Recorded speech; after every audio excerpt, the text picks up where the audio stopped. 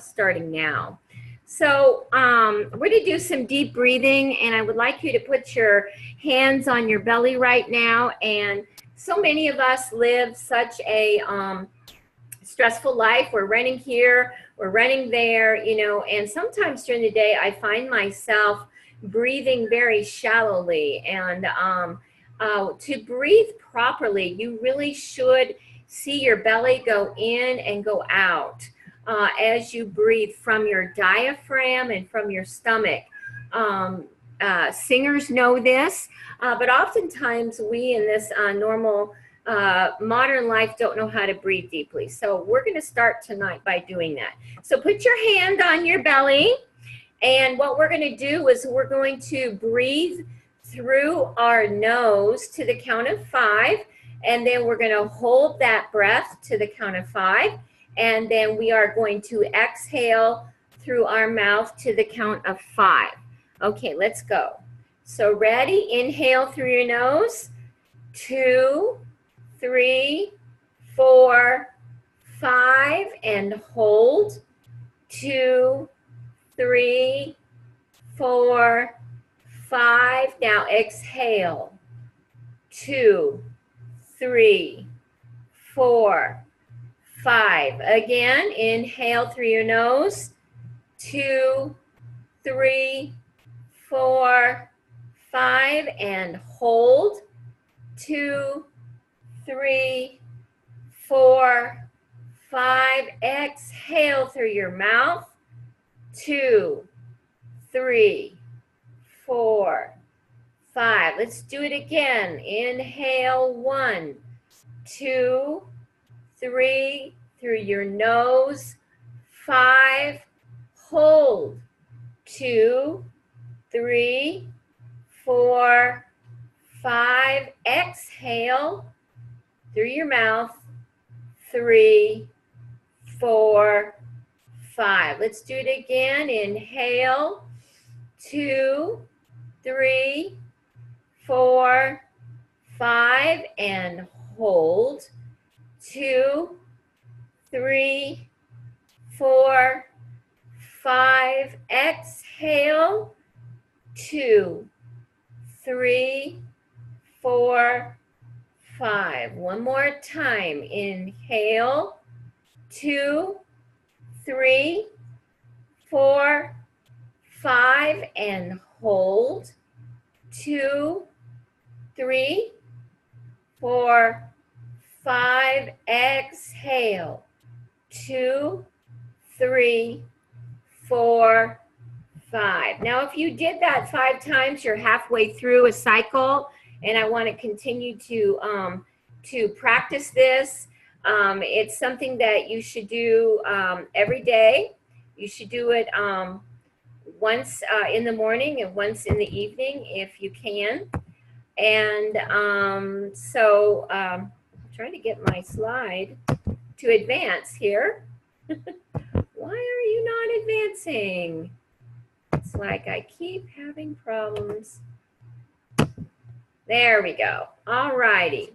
So I hope that was fun for you. I hope you enjoyed it. If you do this, know that your lungs are an excretory organ as well as an assimilating organ. That means that not only are you breathing in carbon dioxide, utilizing the breathing in the air, which consists of carbon dioxide and oxygen, and utilizing the oxygen and discarding the carbon dioxide. So your lungs are an eliminatory or excretory organ as well as an assimilating organ. And so if you do that exercise every day, breathe in deeply and breathe out 10 times, holding your breath for the count of 5. If you do that 10 times a week, your body is actually going to be eliminating 2 pounds of toxins per week. So set your watch to do this sometime during the day. It's a good thing to do while you're driving in the car, you know, to work in the morning. or do it before you get out of bed, or last thing at night before you drift off to sleep. If you make this an everyday habit, you will see stress leave your body. When I first started doing this, I could feel the oxygen in my blood all the way down to my feet. So one of my teachers was talking about, she took this to a local hospital and was teaching the nurses how to do this. And actually the nurses started losing weight and really felt that their stress levels went down while they're doing it.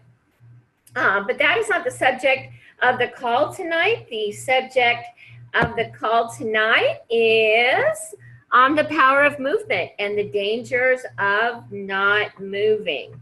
So tonight, we're going to talk about movement, and I just want to give you a disclaimer. I'm not a sports person. I married one. I grew up playing tennis and doing ballet and swinging out in the backyard and taking leisurely walks. And so I am not an expert on exercise. I'm not a kinesiologist in that way. Many people are, and there's been many books written. But I would want to say tonight that some of the people who are in this Present Opening Channels program, we have all sorts of people in the program. Some of you, it would be right where you're at right now. It would be dangerous for you to take on a very strenuous or a vigorous exercise regimen. And I'm sure those of you to whom this applies know who I'm talking to. I've put some of you on a walking regimen. And so for you to go out and decide that you're going to run a 5K or a half K, that would be contraindicated for your health right where you're at right now. But this Opening Channels challenge is not necessarily about exercise. It's not about exercise per se, but it does include movement. And movement will have an integral part of this program. And so I'm not going to teach a lot about movement or exercise because most of you already know probably a good deal about it. But what I do want to talk to you about tonight is something maybe that would be new to you, something foundational for you, and something that everybody could do and can do easily. You can incorporate what I'm going to teach you tonight. You can incorporate it tonight as soon as you get off this call. So let me just take a sip of water here just a second. So many people ask me, so what kind of exercise should I do? In my school, in my natural health school that I just graduated from, by the way, we don't call it exercise. What we do call it is fun, sweaty activity. And so the key word here is, of course, the word fun. And so I'm not the kind of person in my own life that really relates to a gym full of exercise equipment, you know, big barbells or big fancy expensive equipment. When I walk into a gym like that, that kind of sends shudders down my spine. I'm probably not, this is for me personally. I personally am not going to be that kind of person that wants to heavy lift and all that. You know, and for my body type and my constitution and for how God made me, I'm more suited towards stretching and dancing and other things like that. But there are some people, you know, who are like that. I'm just not one of them. For some people, that's fun to do heavy lifting and to really push yourself to the extremes of your endurance and your strength training. And for some people, that's not. For me, dancing is fun. And for me, when I dance, I feel very, very alive, and I actually do drop weight really, really fast. So the key word here is the word fun. So we all know that the idea for any kind of exercise is to get your heart rate up and to encourage a good sweat. If you can do those two things, then I would say in this opening channels program that is a goal for you to get your heart rate up and be able to sustain more and more activity, and to encourage a good sweat. And we here in Southeast Texas, you know, it's not hard to sweat. All you need to do is go outside at noon time and you'll sweat, or chase your toddler around outside in the backyard and you'll sweat, or mow the lawn and you'll sweat, or pull a few weeds and you'll sweat. So we all know that sweating is good for us. And we all know that it's going to, when we exercise, it's going to increase the oxygenation in our blood. It's also going to deliver the nutrients that you just ate for breakfast, lunch, and dinner. It's going to aid in your weight loss. It's going to aid in your circulation, and it's going to help circulate your blood. It's going to strengthen your heart muscle, and that we know is very, very important. What happens to a muscle that does not get exerted? That muscle begins to atrophy, and that goes with our heart muscle along with any kind of muscle.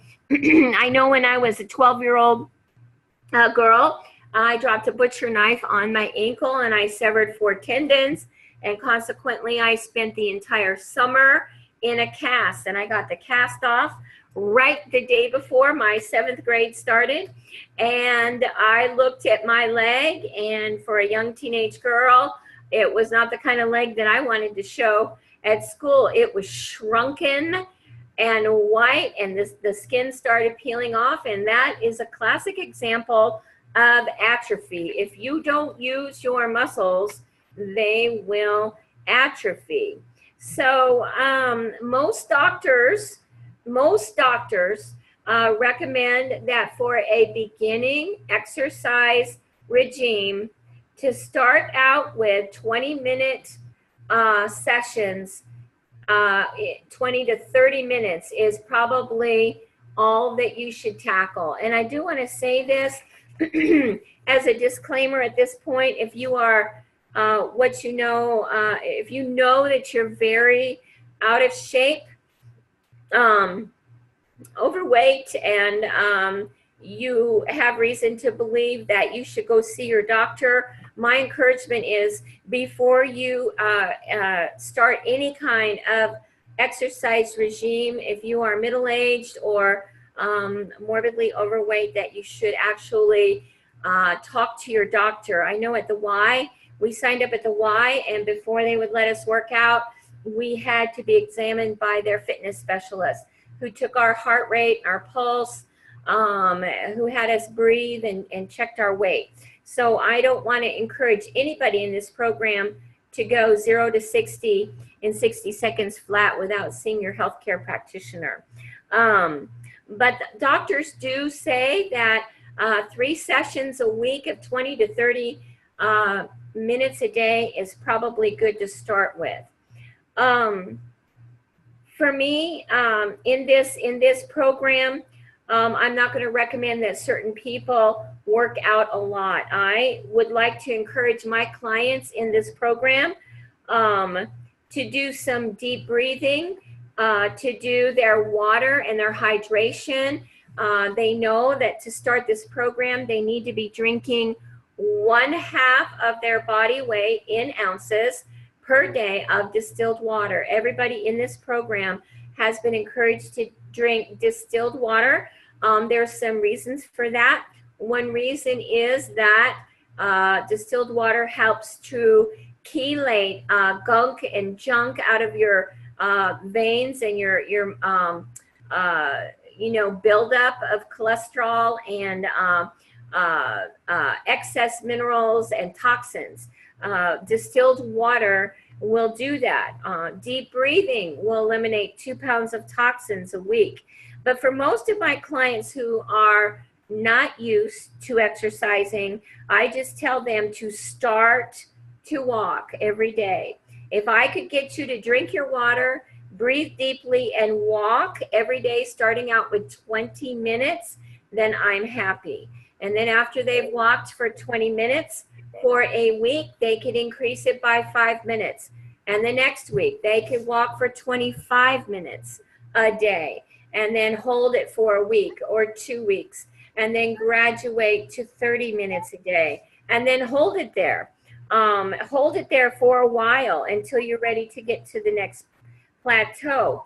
But walking has been shown to help you in many, many different ways. One really, really good benefit of walking is that it reduces stress.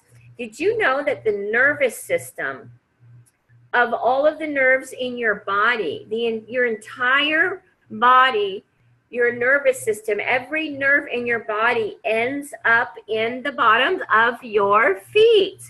And did you know that as you are walking, you are actually massaging the ends of those nerves, and it causes repercussion in your whole body. If you want to lift your mood and circulate your blood, go do some deep breathing, go get some sunshine and some fresh air. It's very, very therapeutic. So why don't you start by walking 20 minutes every day? Your mood will improve, your stress will go down. If you struggle with depression, depression will flee away. Just by being out of doors in God's creation, this will do wonders for your physical body and for your soul. So I recommend 20 minutes to start with. Enjoy some fresh air, sunshine, some bright white sunlight. Listen to the birds sing. Stretch your muscles. Breathe deeply. Go barefoot. Listen to the crickets chirp or the birds sing, and feel your mood soar up to the heavenlies. But in short, really, people say, what kind of exercise should I do? My answer to them, the exercise that you should do is the one that you will do. If it's not fun, you're not going to do it, right? So it should be something that you actually take pleasure in. A lot of this program is designed to rediscovering your health and rediscovering and regaining your youth. So find something that you truly enjoy and then go do it. We Americans, generally speaking, we live a very sedentary lifestyle. Most of us sit around at a desk, or we sit on a bus, or we sit in a car, or we sit in a subway or an office or a classroom for a large percentage of our lives.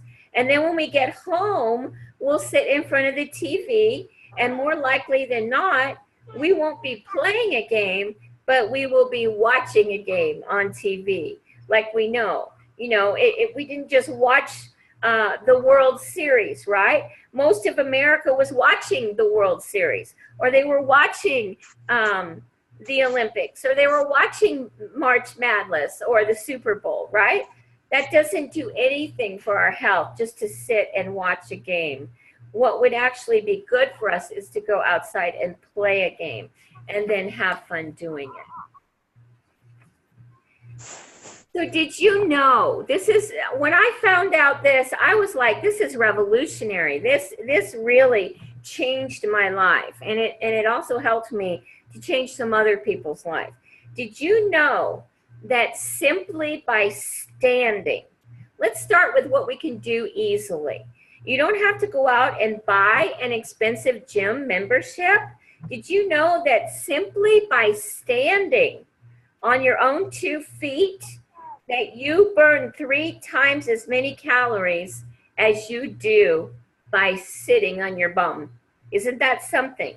So muscles are contracting, muscle contractions, including the ones required for standing, they trigger important processes related to the breakdown of fats and sugars. Let me say that again. Just by standing, you trigger important processes related to the breakdown of fats and sugars. However, when you sit, the muscle contractions actually cease and these processes stall. So actually, when I was paying for my tuition, for my degree, it sounds really stupid. I know it was stupid, but I knew that my health was suffering. And so there was one, I have a testimony. There was one really good benefit for me going out and getting a low paying job where I had to stand on my feet and I had to walk and I had to run and I had to lift and I had to get up and down from ladders. I had to get up and down from my knees, stocking shelves, while I was working at Pier 1 Imports last year to pay my tuition.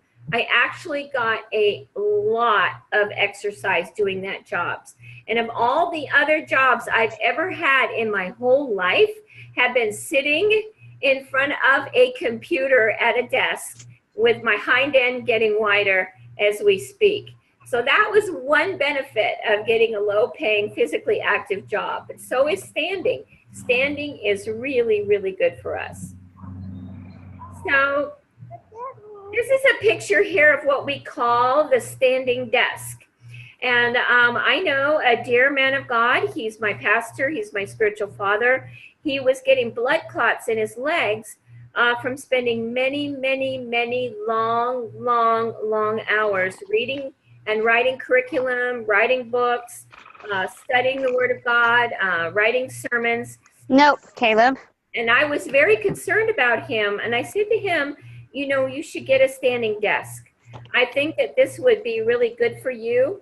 And he went out and he got a standing desk. And so most of us in Western culture, most of us in the United States spend most of our lives sitting down. And so this is what the doctors are saying. Sitting is the new smoking, okay? Now this has been proven, and this is what Dr. James Levine and Caleb, give me my bottle. Rachel! Rachel! Can you mute your phone, hun? Oh, sorry. It's okay.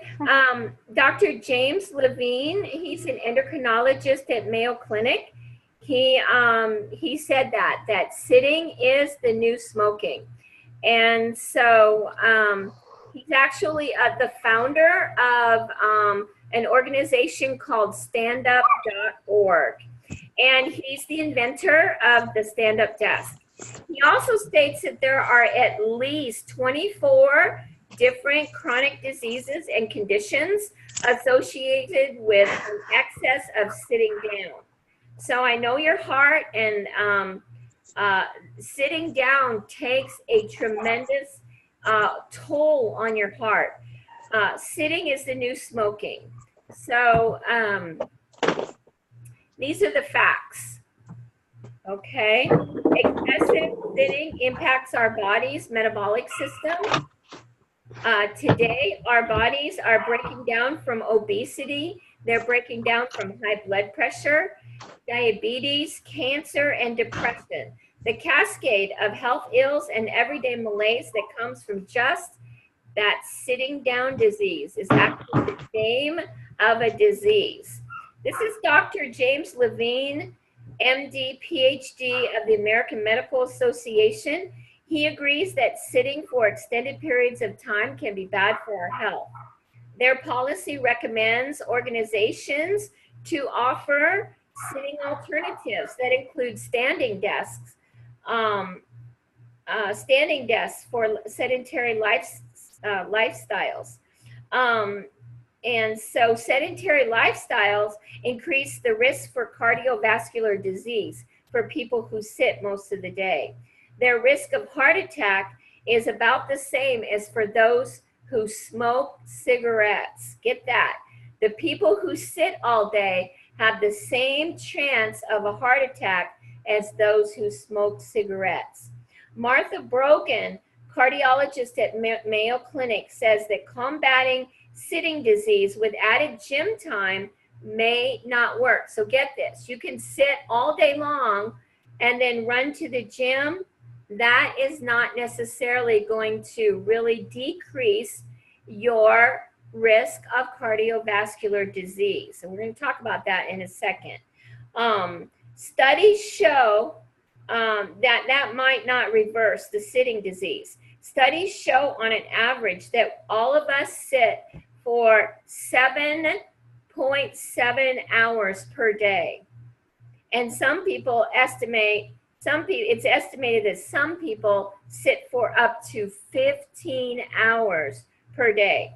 So in this challenge, I'm asking that you would spend some time calculating your sitting time. And this is why I asked you that question. Remember that long intake form that you filled out? That's one of the questions. How many hours do you spend? That's driving, sitting, eating, working, talking, watching TV, working on the internet, working at a desk. All of that counts towards sitting time. So this is what Dr. James Levine says to do. Number one, he says, step one is to get up. Then after you get up, step two is get up more often. Like rather than sitting all day and just getting up for lunch and then running to the gym after you work 8-9 hours at your desk, no, don't do that. Start getting up, more often. So get up more often. And then number three is once you're up, move it, start working your body, work your booty. So get up, get out, and get out. And once you get out, start moving. Dr. Joseph Mercola on his website talks about, getting up if you have a desk job. If you have a desk job, get up at least twice per hour. Just walk to the water cooler. Do something, just go do something. Get out. It's important not just to get up, but to get up more often. So that equals, for your heart, that equals exercise. And that's better for your heart. And so that's what he said. He said this. He said, we discovered that once you're up off of your bottom, once you're up, you tend to move steps. Move steps 1 and 2, and that's the most important part. And a desk that encourages you to stand up at least some of the time is one of the most convenient means of doing that. So actually, research is revealing that all other things being equal, standing more and not necessarily exercising more may mean a huge difference for lowering your risk of premature death by cardiovascular conditioning. And it also lessens your obesity, because remember what we said, just by standing, it sets processes into motion to metabolize your carbs and your sugars and your fats. So it also lessens obesity and lowers your body mass index. So for those of you on the call tonight who have a desk job, ask your human resources department about this. Many workplaces are now supplying stand-up desks for their workers. If you have a job standing, make sure to move more while you're standing. Don't just stand in one area. Maybe stretch your muscles, lift your knees up to your chest, maybe move to the right or the left, take a deep breath, stretch, This will affect your weight. It will affect your body mass index. It will affect your heart health and areas to, just like common sense, use the stairs instead of the elevator. Don't be one of these people. My mom had a Mercedes Benz and she would drive around the parking lot for like a half an hour looking for a parking place where nobody was gonna, bang her car door, opening their door or something like that. So, but don't be one of those people that circles the parking lot 5 times looking for the closest spot to the Walmart door, right? Be one of those people that walks, 50 yards to get to the door. Another suggestion is if you have to deliver intra-office mail, don't email that coworker. Walk over to their office and chat with them. And while you're chatting, do some stretches. Swing your arms. Do it with gusto. Your heart will thank you. And you know what? You might start a people movement in your office. Maybe some of your coworkers will do the same thing. So here's a website. It's called juststand.org, and there's tons of resources there. I think they sell the standing desk on there too. I know somebody who's a CEO. She's a multi-million dollar corporation, and she has a standing desk, but it's not just a standing desk, it's also a treadmill. Now, I personally don't think that I could type or think real well if I was on a treadmill, but she seems to have learned how to do that. You know, it just seems, let's just start with this. Let's just start with a simple thing. Start standing up more. And while you're standing up, move. Stand up more often. And while you're standing up, let's move. It's really, really healthy for you. So tonight I wanted to talk also about some other fun ways to open your channels. This is an opening detoxification channels of elimination group. And so this is something that you can incorporate into your lifestyle. I've been doing all of these for several months. So I am practicing what I preach. It only takes a few extra minutes per day, but you will reap massive benefits just by doing some of these things here. I've been doing dry skin brushing for over a year now. It did take me a little while. It took me like maybe a month to get used to doing it before I shower in the morning. Like I would just forget, and I would be in the shower and I would be all wet and I'm like, oh darn, I forgot.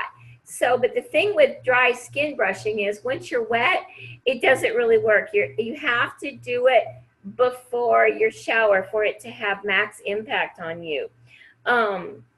And so, but finally I just, you know, I put the brush out on my towel and I would see it before I got into the shower, and it would jog my memory to actually do it.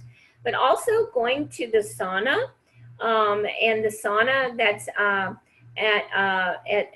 at my gym, it actually has a near infrared and a far infrared light in it. So it got extra benefits, detox benefits in that.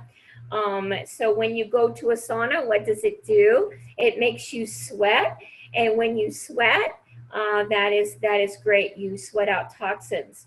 A lot of us live with our lifestyle. You know, we go from an air-conditioned bedroom into an air-conditioned kitchen, into an air-conditioned bathroom, into an air-conditioned car, into an air-conditioned office, into an air-conditioned grocery store. And so can you see what I'm saying here? We live in air conditioning, and some of us don't sweat. Also in our culture, it's thought to be yucky or gross. You know, we spend a lot of money putting stuff on our armpits, under our armpits, that's bad for us to stop us from sweating. You know, we don't want to sweat. And so when we could go to the sauna, also what we do is we can jump on a mini trampoline. Now all three of these things are going to be great for several things. They're going to be great for your circulation. They're going to be good for your lymphatics. And they're going to be good for your skin. And also they're going to be good for your lungs. And they're going to open up your channels of elimination. The sauna in particular as well, it's set up at the right temperature. The sauna is at the right temperature that it will actually kill viruses and bacteria in your body. And that's why God gave us the function of fever. A fever is a function that God built into our bodies. And what that is, you know, that's not something that we should try to shut down in our children or ourselves. The purpose of the fever is to burn up toxins and kill viruses and bacteria. So it's part of our immune response. It means that we're healthy. It means that our immune system is working. And so we shouldn't try to shut down a fever. That is something that God put in there. So when you go to the sauna, you're actually killing viruses and pathogens in your body. And that's an extremely helpful thing. So tonight I'm going to talk more about the skin brushing, because That's something that you can do without really going out and buying something. You can buy skin brushes at any local grocery store or health food store. You know, you could buy them on Amazon for $6, you guys. So what if I told you that there's a simple wellness trick that only takes 5 minutes a day? It costs nothing. It helps you cleanse your body inside and out. Dry skin brushing has a number of health benefits, and it's so simple to do. So how does it work? Your skin excretes through your skin, and dry skin brushing helps to unclog your pores and extract toxins that have been trapped in your skin and underlying tissues. Do you know your skin is the largest organ of your body? So it's your largest organ, and it's an organ of elimination. I think last week I was talking to you that your body excretes 2 pounds of acids a day through your skin alone. Isn't that something? Wouldn't it be better if all your channels were open? I think you would get more of the toxins out. So doing your deep breathing and releasing the breath will excrete toxins. Dry skin brushing will stimulate your lymph and open up your skin channels to eliminate toxins. And that is all part of this program, opening channels. So to get started, you'd get a natural, not synthetic. Don't get a synthetic brush, not a plastic brush, not a nylon brush, but a synthetic bristle brush with a long handle so you can reach all areas of your body, like in particular your back, unless you're going to have your spouse do it for you every day, which oftentimes he's not available. Then you're going to need a long handle brush so you can reach your back, because your back has a large skin area. You get naked and you stand in your bathtub. I've never seen skin falling off of me, but I guess if you have some really rough skin, dry skin, it can fall on the floor. So get in your bathtub and then begin brushing your body, starting at your feet, and move in long, sweeping motions towards your heart. You brush several times in each area, overlapping as you go. You brush around your breasts, and your skin will eventually become less sensitive. The more you brush, once you've brushed your entire body, jump into the shower. I like to alternate between hot and cold temperature. This stimulates your blood circulation, and it brings more blood to the top layer of your skin. After you get out of the shower, you can apply a natural fruit oil if you want. Not necessarily if you have oily skin, then continue to do that every day. So just do it in the morning, okay? Let's start with one day. Try this for 30 days. Wash your brush at the end of every week and make sure it doesn't get nasty, because you'll be able to start smelling toxins on it. If you don't wash it, you should wash it at least every 7 to 10 days. So the benefits of dry skin brushing are, number one, you will exfoliate your dead skin. You know, your skin sheds every 28 days. You will exfoliate your dead skin. It's going to be smooth and soft, and it's also going to bring a healthy glow to your skin. It's going to stimulate your lymphatics. A lot of us have really clogged lymphatic systems. Remember, I told you that you've got two circulatory systems in your body. One is your blood system that has a pump, but the other is your lymphatic, and your lymphatic has no pump. The only way that you can move your lymphatics is by skin brushing, mini trampoline, or moving and exercise. So dry skin brushing is going to kickstart your lymphatics to detoxify. I'm not going to make any promises, but it may help to reduce cellulite. You know, that dreaded cellulite. I've been concentrating on my cellulite, and all that is trapped toxins beneath the surface in your fat. So skin brushing may help with that. It's going to unclog your pores and decongest your skin. A lot of us for many years have not done that. Have you heard of this term, comedogenic? Comedogenic products are skincare products that actually clog your pores. Many women pour comedogenic products that have cancer-causing chemicals on their body, in their skin. And of course, we talked about this in the last week's call, that everything that you put on your skin enters your bloodstream. And I don't want you using cancer-causing materials in your skincare product. So anyway, I pulled up this really nifty video, and let's watch this video together. Dry skin brushing is a wonderful way to exfoliate the skin and assist in lymphatic drainage. If you're on a regular sauna detox program, it can significantly accelerate sweating and detoxification. Contrary to popular belief, dry skin brushing is not just about brushing towards the heart. After doing extensive research, I've come up with a routine, a face and body brushing routine that takes about 6 minutes and can help you exfoliate and detoxify your body. I can't wait to show you. Stay tuned.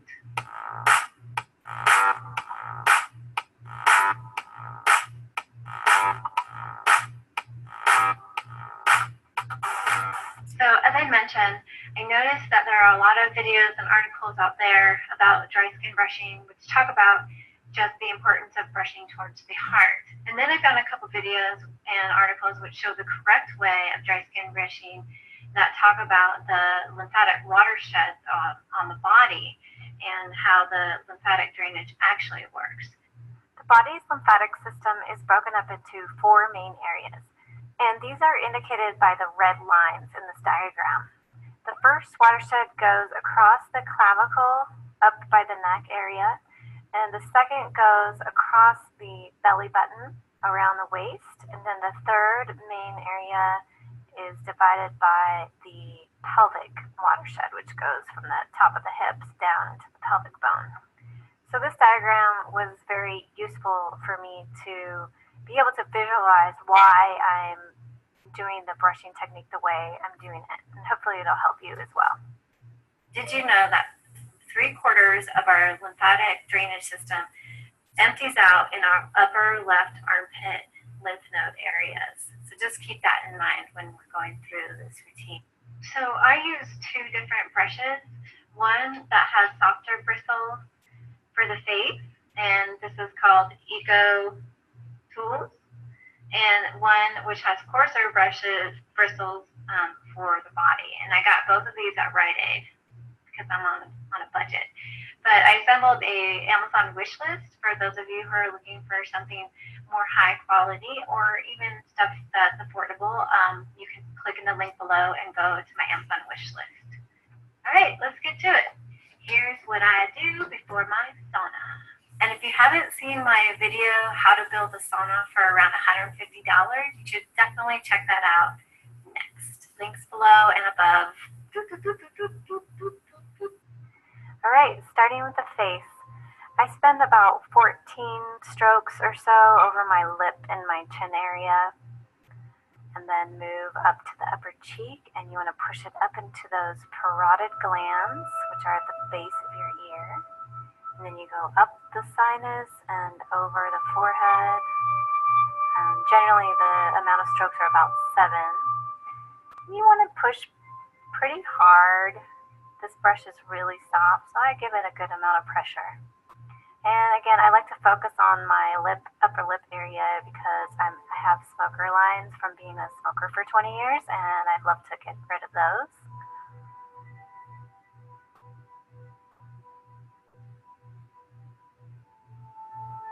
On the body, I start with the abdomen.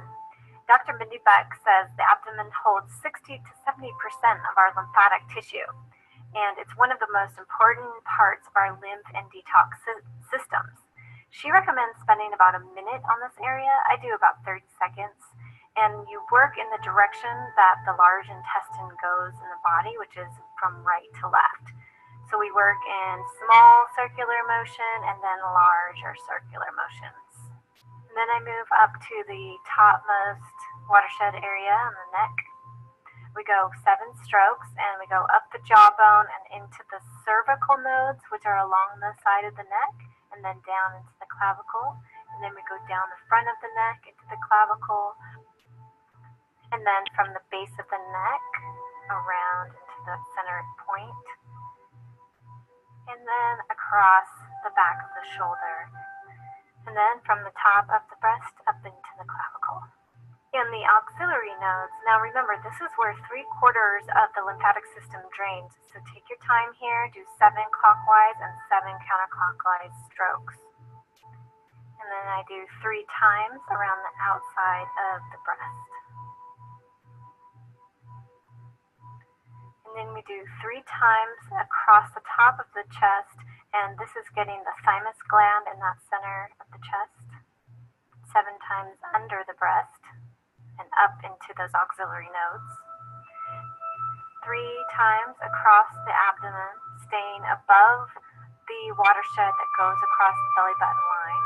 And then we move it up the collateral pathway on the side of the body. And then I do it 3 times on the back as well. And then we move it up into those auxiliary nodes under the armpit. Okay, staying only on the left side of the body, we're going down from the central watershed into the pelvic watershed, all around the back and the front side of the body. All right, starting with the thumb, we go up and then up and around the shoulder and down into the auxiliary nodes.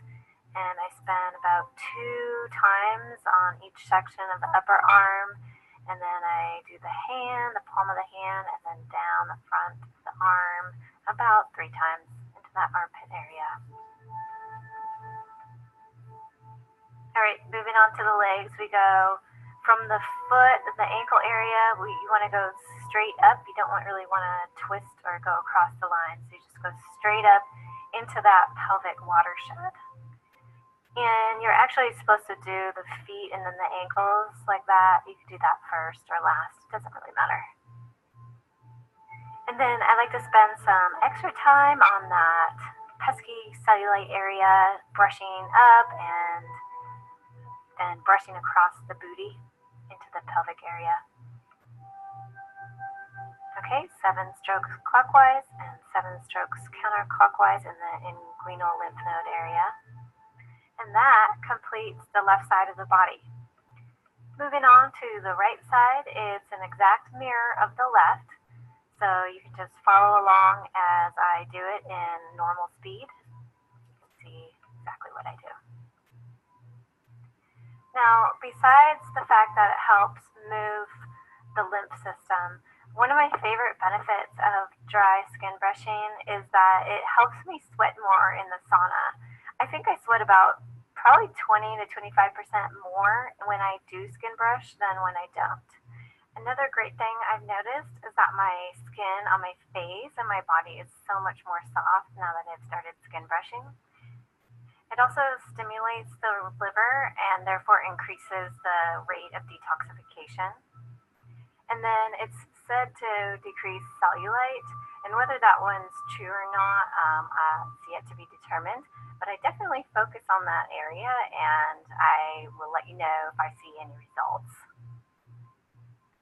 I want to take some time to talk about the precautions of dry skin brushing. Obviously, you don't want to do this over any open sores or rashes, and you also don't want to do it on top of your varicose veins. And in the nutritional balancing program, we don't recommend using any essential oils on the body. You should clean your brush about once a week or once every other week. And to do this, I get a baking sheet, and put about 1 to 2 inches of hydrogen peroxide in it, and then put the brushes face down and let them sit for a few hours. And then rinse them out and shake them out and let them dry either in the sun or just hang in the bathroom for overnight. Okay, so when you're done with your dry brushing routine, you are going to take your sauna. And if you don't take saunas, then you're going to want to jump in the shower and take a warm shower.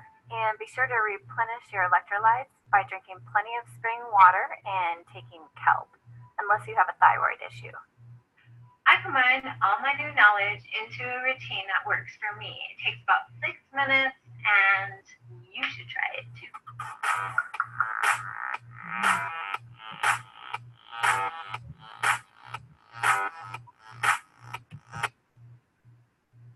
Okay, so I hope that you enjoyed that video, and I loved it. I'm sorry if I offended anybody with the bikini lady, but I thought that the video was done very, very well, and I loved the chart of the lymphatic system. Wasn't that remarkable? You can go back and look at that and see where your lymphatics are. And even if you wanted to go see a massage therapist, we have a wonderful one in our church. Her name is Monica. She's part of this program as well. So Monica was offering actually 20% discount, I think, for anybody that wanted to come see her during this programs. So I hope I've laid a good foundation for you to understand ways to detoxify your skin and your lymphatics. So for your homework, choose any of these ancillary practices, opening channels, any of these fun, sweaty activities every day. I would like you to journal what you did and let me take a look at what you did. We need to talk about this. What are you doing? Are you assisting your body, or are you just following the diet? I think that it's impossible. I mean, not impossible. I think that it's important for you to fully engage in this program so that you can fully reap all the blessings that God has for you as you, steward your detox pathway. So you could jump on a mini trampoline if you have one, or a big trampoline if you have one. You could take a sauna, or you could go work out in the yard. You could do dry skin brushing. I recommend doing the dry skin brushing every single day. And you could practice getting up more frequently at work. So get up, number 1, get up more often, number 2, and number 3, while you're up, it's important to move. So one last thing that I wanted to mention on the call tonight, this is week 7, but next week is week 8, and in our 16-week program. So that is, woohoo, halfway. We are almost at the halfway mark, guys. And I wanted to just tell you, you guys are doing so well. I think the people that are on this program this time did better than my last class. And so I just want to commend you. I want to say that the rewards that you're going to reap are going to be awesome. They're going to change your life, change your body, change your health. But what does that mean, being at the halfway mark, right? That means that it's time to think about booking our 30-minute call, and you don't have to drive to my office, or I don't have to drive to your house or anything like that, but we can actually just hop on Zoom and have a private call, and I can check with you and see where you're at. And then after we do the 30-minute call, then it's time. If you're on YouTube tonight, then you're not part of this program, but you can be if you want to. But if you're in the program, then we're getting to the point where we're going to start talking about when are we going to do the next bioenergetic scan on you. So right around probably the 9-10 week mark, depending on where you're at with your supplements, how you're feeling, all of that. It's time for us to think about when we're going to send your saliva sample back into the lab for another scan. So that's all I have tonight, and I am so blessed that you joined me. I am blessed to serve you, honored to serve you. I love you guys. If you have any questions, please do get with me. Call me, text me, Facebook Messenger me. chat with me however you need to do. But I am going to, let's see here. Oh, I've got a chat. All right, I'm going to stop the recording and answer this chat. All right.